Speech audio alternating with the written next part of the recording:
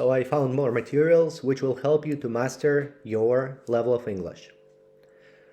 Australia is the sixth largest country in the world, but there are fewer than 2 million people living in the vast Australian outback, or bush, as it's called.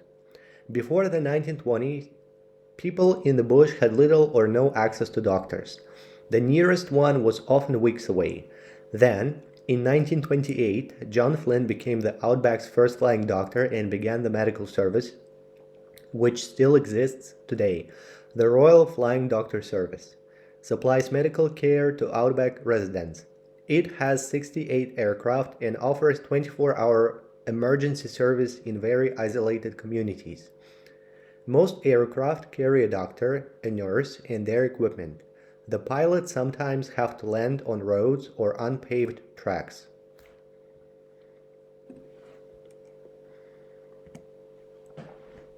Saruman, The Lord of the Rings Trilogy. Christopher Lee Saruman is the henchman of Sauron, the Lord of the Rings and the Lord of Death.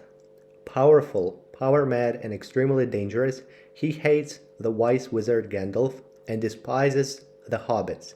He casts powerful spells, which his magic staff and his spine-chilling voice has convinced thousands to follow him. The world of men and elves will never be completely free from his evil until the towers at the castle of Isengard have been destroyed.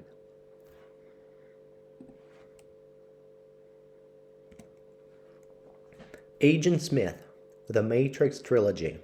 Hugo Weaving. Agent Smith is an extremely sophisticated computer program. His function is to terminate human avatars who are threatening the stability of the simulated reality which is the Matrix.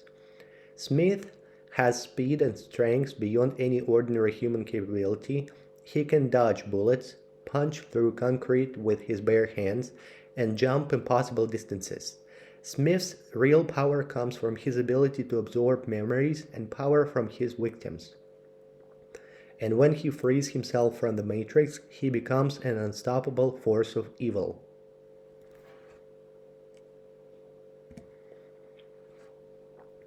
Voldemort, the Harry Potter series. Ralph Fiennes, Voldemort is the world's most powerful and evil wizard. He is so feared that people dare not mention his name. His powers are almost limitless, and he is totally consumed by his hatred of Harry Potter, a young wizard who is the only person who has been able to resist his powers in hundreds of years. He dreams of destroying Potter by any means possible and returning to his full former glory.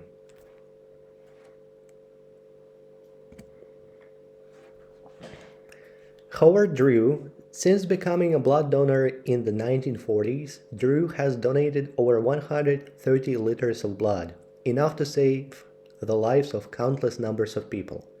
Drew's own life was saved after a blood transfusion. Li Ka-shing, one of the most generous philanthropists in the world, Li Ka-shing has given over $140 million to educational causes in East Asia and millions more to help victims of the tsunami in the Indian Ocean.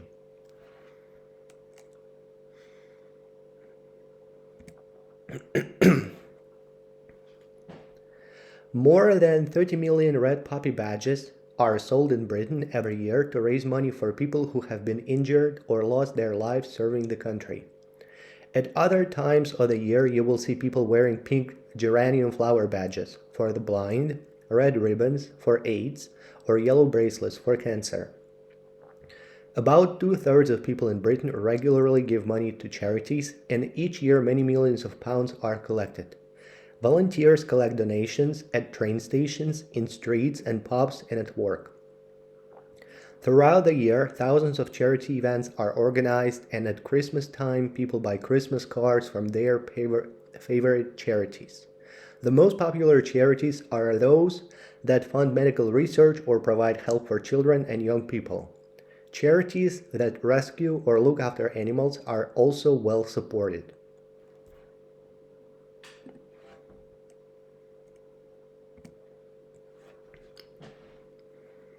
Only 150 years ago, the San Fernando Valley in North Hollywood was a rural farming area, but it is now home to some of the world's most famous film studios: Walt Disney, NBC TV, Warner Brothers, and Universal. California's year-round good weather, natural light, and a wide variety of locations made it ideal for early filmmakers. As a result, the scenery of Los Angeles and Southern California is better known than anywhere else in the world. Universal Studios has become a major tourist attraction, although some of the other studios give a better idea of how films are made.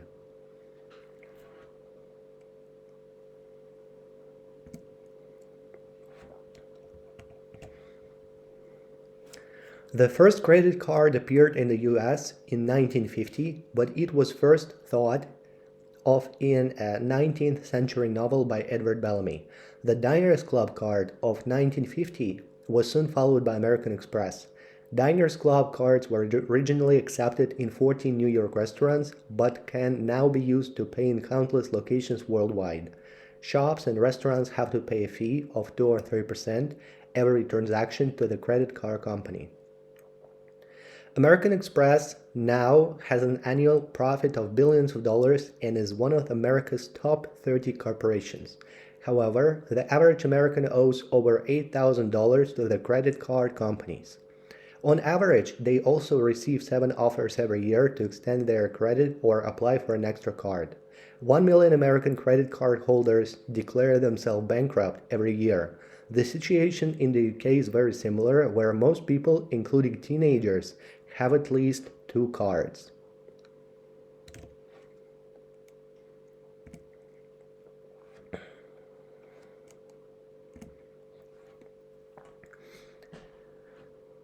When most people think of India, they probably imagine a brightly colored land of exotic animals, temples, and markets, and of people washing their clothes in the river.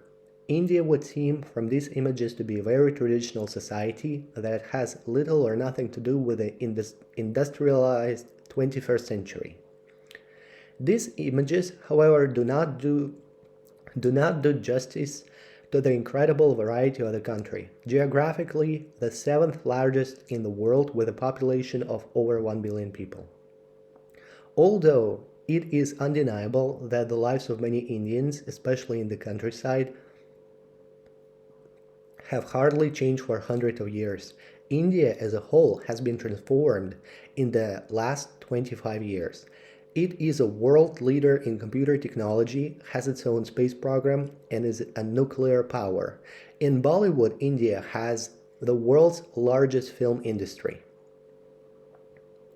For all these reasons, it could be argued that the usual images of India give a very false impression.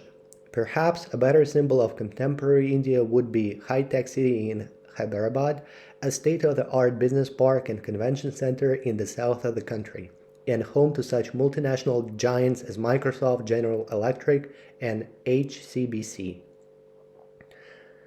The ultramodern architecture and facilities of high-tech city may come as a surprise to many, but as a reflection of the second fastest growing economy in the world, it is fair to say that it represents contemporary India better than photos of tigers, elephants, or the Taj Mahal.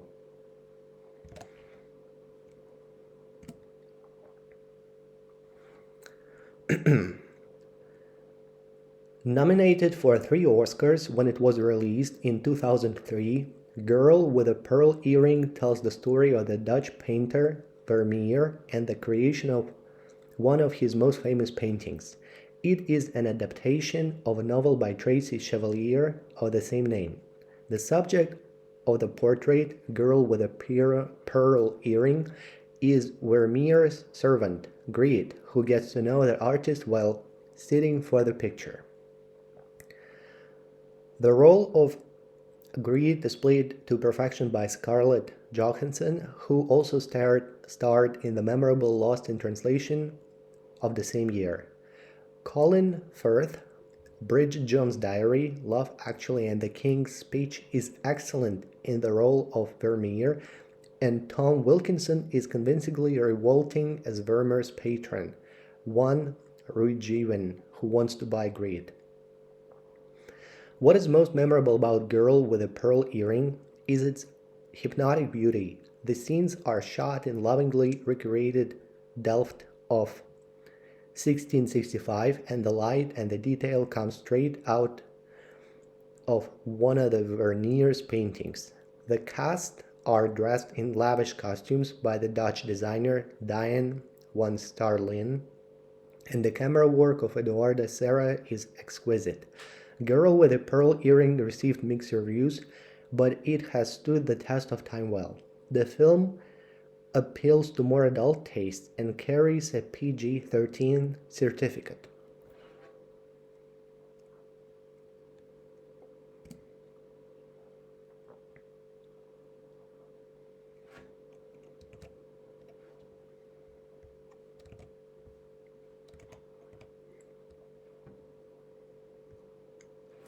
Hi Polly, how are you doing? I can't believe it's been 3 months since we last spoke.